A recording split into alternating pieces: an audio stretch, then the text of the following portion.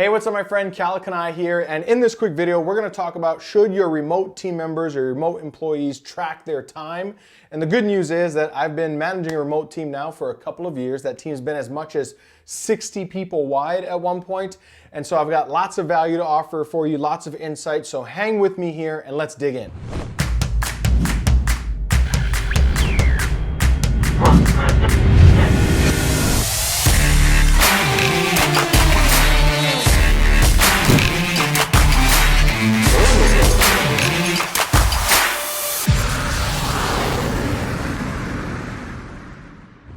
All right, so let's go ahead and dive in here. And again, one of the advantages I have is that I've been managing a remote team now over the last couple of years. We got rid of our office back in early 2018, if I remember correctly. And we've been managing the team remotely ever since. That team's been as much as 60 people wide. And so I've got some cool insights to offer you here to help maximize the efficiency and effectiveness of your team. Now, the question is, should we manage their time? And my perspective is no, right? That we actually should not manage the time of our remote team members. Managing time is kind of an antiquated form of doing business, right? When you had a physical storefront, and if you have a physical storefront, it might be worthwhile and it might even be necessary to manage the time of the team members because they're getting paid an hourly rate.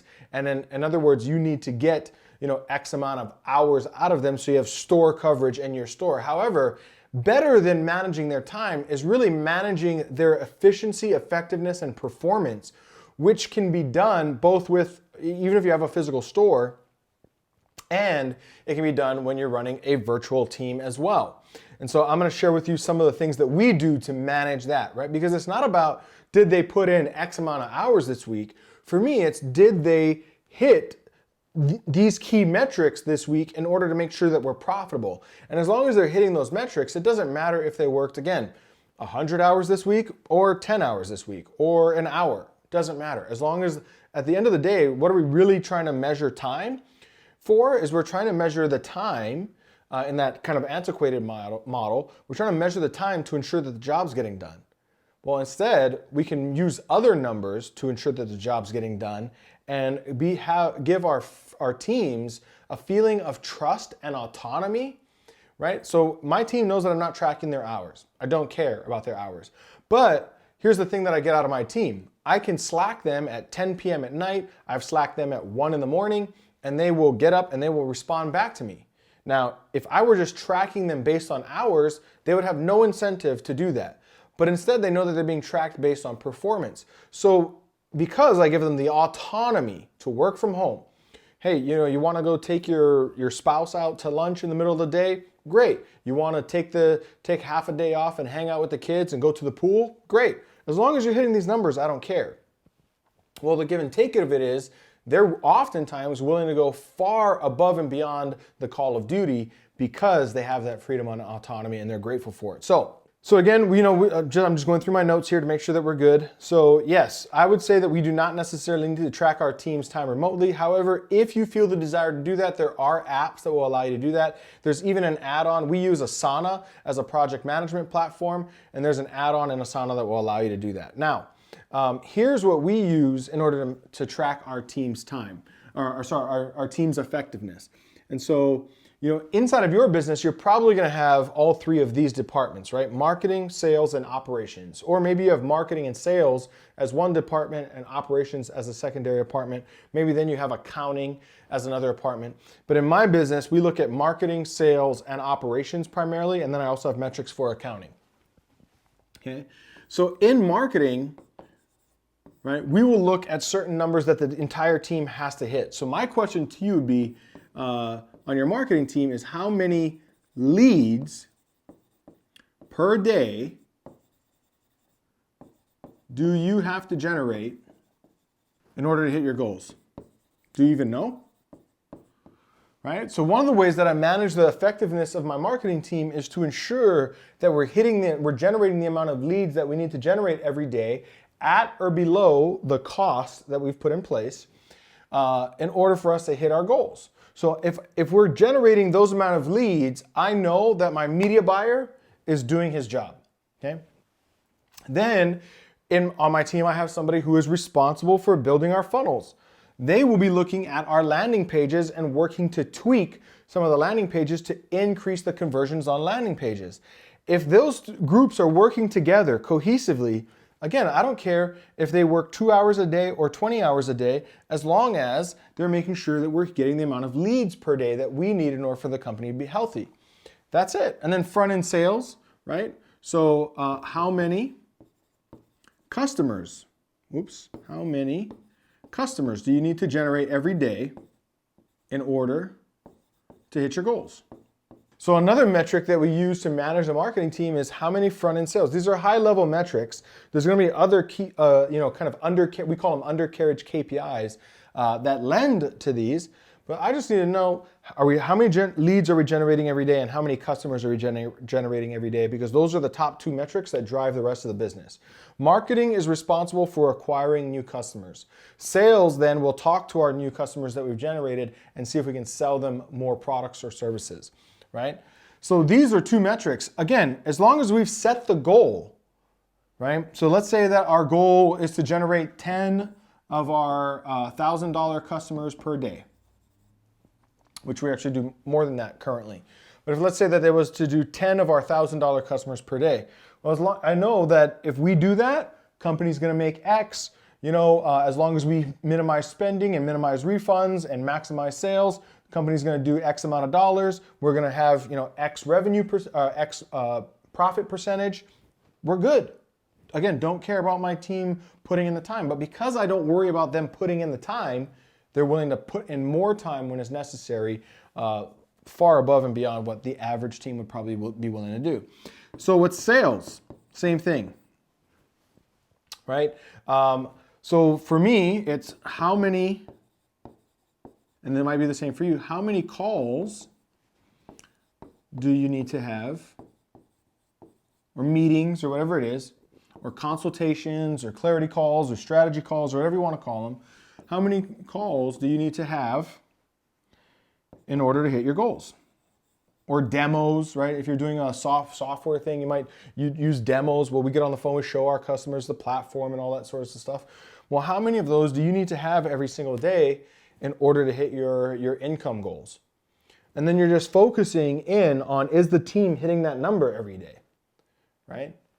So I know that if my team is generating this many customers on the front, let's say as an example, I need 85% of them to be booking a call with my sales team, and I need 85% of those, these are our goals, 85% of those to connect on the first call. So I want 85% of the customers we generate to book a call, and then I want 85% of those to actually show up on time for the call. And as long as I'm keeping my eye on those metrics, the sales team is performing, right? And we're gonna hit X amount of revenue, we're gonna have X amount of expenses. As long as accounting and operations is doing their job, we're gonna minimize the refunds, we're gonna have net profit, bang. Again, doesn't matter whether or not the sales team is working 2 hours or 20 hours a day. Okay, I'm gonna erase this real quick so we can add some more here to give you some perspective. So the next department that I look at heavily is operations, right? Wow. Okay, operations. And what I'll look for there is what is our average ticket response time? So when somebody opens up a ticket with us, support ticket, what's our average response time based on goal? And by making sure that we're responding efficiently and timely, we minimize refunds. So this helps to minimize the refunds, right? Minimize refunds. So we're now minimizing the amount of money that's going, we're bringing customers through the front door and we're minimizing the ones that are leaving out the back door, as long as we're keeping on top of our ticket response time. Another thing that we use is called Net Promoter Score. So we'll survey our audience periodically and ask them, a Net Promoter Score, you can look this up online. It's just a single question survey that you ask, and customers rate you as a business, and that gives you some insights as to how well served do they feel that they are, okay? So we'll measure these. Also, there's accounting. So inside of accounting, and which really falls inside of my operations team the way that I've built it. We want to make sure that we're not spending any more than 30% on customer acquisition. 15% is the goal for labor and expenses, so team members. And then another 15% is the goal for general overhead, which includes software and all these other things that kind of pile up every month, right? And so if you add those together, that's going to come out to about 60%. We do tend to go over on at different times, and so we might go over, but this leaves me a lot of setting this as a benchmark, as a metric for them to shoot for and strive to hit. We're often, we find ourselves locking in a good solid profit margin if we aim for this. Now, we've had months where we've gone as high as 45% of our revenue was spent on customer acquisition. That's a little high. We don't normally want to go that high, but at that time, very recently, that was during all this kind of craze around the pandemic, and we actually scaled up our advertising because we were getting less clicks. People were just seemed to be distracted, less webinar registrations, less people attending our customer webinars, and less people buying. So we had to scale up the ad spend in order to try to bring in the front end customers. And eventually we got to a point where like, hey, we just can't scale anymore because we're not going to pay more than 45%. So we brought it back down. So there'll be times that we go over here, but as long as we're keeping these as a metric, I know that if I'm looking at that at the end of the month, and okay, last month we spent, this percentage was on this percentage was on that, this percentage was on that, great, good, the team was operating efficiently. If not, then that's my lagging indicator going into the next month that shows me, oh, last month we were very inefficient. Now I've got to go talk to the team and ratchet some of that stuff back down. Again, all of this stuff is ultimately what we're trying to achieve from a team, even whether we're managing their time or not. But because we have these metrics, I don't care if they spend 8 hours a day, or 10 hours a day, or 12 hours a day, or 20 hours a day, or 2 hours a day, or 6 hours a day, or 4 hours a day. Doesn't matter. I don't care if they want to take their kids out to the park and teach them how to ride a bicycle. I don't care if they want to take them down to the pool. I don't care if they're going on a picnic. I don't care if they're going to the movies in the middle of the day. All I care about is, did we hit these numbers? Right? Now, to be fair, on my team, we do have a standing rule that between 9 a.m. and 5 p.m., you are available on Slack pretty much immediately. So team members can go out and they can go do their thing, but hey, if we Slack you, we do expect you to get back to us in about 10 to 15 minutes, response time. So they're aware of that, they know that, and they're willing to do it, right? So that's just in case of a fire, but we tend to not push on that too hard because we want them to feel that they have autonomy, trust, and they have the ability to go out and have a life and work. And again, the rewards for that have been significant. And then along these lines, along all of these metrics that I showed you, we aim for a 10% increase, right? So we want to increase by 10%. So if I generated 1,000 leads last month, what would it take for us to get to 1,100 leads this month? Many ways I could do that. I can increase the conversions on our landing pages and our sales funnels, or I can increase the amount of ads that we're running or the ad spend or whatever, right? So there's several ways we can do that. Can we get 10% more of our customers to book a call? Can we get 10% more of them to show up for the call? Right now we're kind of maximizing that metric. We've tried lots of things. We haven't been able to get it there, right? Can we increase our back-end sales by 10%?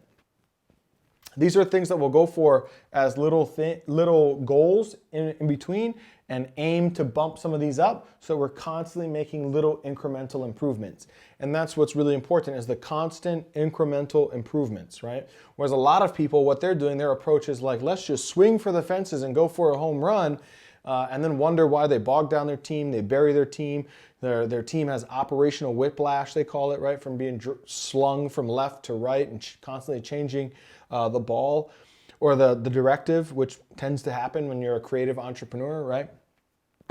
So we're now aiming for just small incremental growth consistently over time, okay? So hopefully this helps, and there you have it. That's my answer, right? Should your remote teams track time? No, I think that we should track other numbers that relate to each of their roles so everybody on my team knows what numbers they're accountable to, and they know exactly where to find those numbers are being reported, which I can do a separate video on. In fact, I may already have that separate video depending on when you're watching this, somewhere around here. So we want to make sure that they know where it's being reported, so they know that somebody has optics on how they're performing, right? And they can go and look at it and they can see how they're performing.